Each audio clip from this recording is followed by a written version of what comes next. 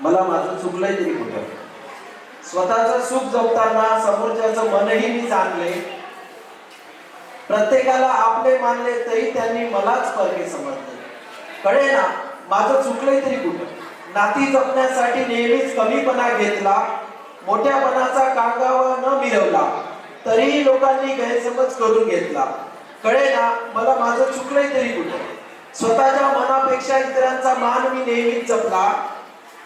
प्रत्येकाने स्वतःचा स्वार्थ पाहिला तरी कळे ना माझं मला चुकलंय तरी कुठं. माणुसकी टिकवण्यात कधीच ना मी हळहळ केली. मनापासून सारी नाती निभवली तरी कोणालाच नाती दिसली. यावरूनही विचार आला कळे ना माझं चुकलंय तरी कुठं. बोलण्यात नम्रता ठेवली, वागण्यात सज्जनता बाळगली, चालण्यात निश्चय स्थैर्य टिकवले तरी माणसात परकेपणा जाणवले. कळे ना माझं चुकलंय तरी कुठं. माझं माझं करता करता आपलं कधी झालं नाही. आपलं आपलं म्हणता म्हणता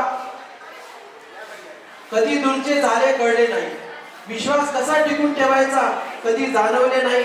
आताही कळे ना माझं चुकलंय तरी कुठं. दिखावा न करता सोंगाड्यासारखे सोंग कधी केला नाही. चित्र आहे तसे कोणाला कळू दिले नाही. जे आहे ते लपवू शकलं नाही. अजूनही मला कळे ना माझं चुकलंय तरी कुठं. मन पाखरू झालं या, हृदय स्तब्ध झालं या, पाय धावायला लागलं या, हात मारायला लागलं या. मात्र शांत स्वभावामुळे माझा अंगतूक विचार सैरभैर झाला या. अजूनही विचार येते की माझं कळलं अजूनही कळेना माझं चुकलंय तरी कुठं. बेईमान झाली दुनिया, बेजार झाली जनता, बेभरोशाची झाली नाती गोती. कुणी जगत नाही कुणाच्यासाठी पण तुटते माझं मन आपल्या माणसासाठी. अजूनही कळेना की माझं मन चुकलंय तरी कुठं, चुकलंय तरी कुठं. धन्यवाद.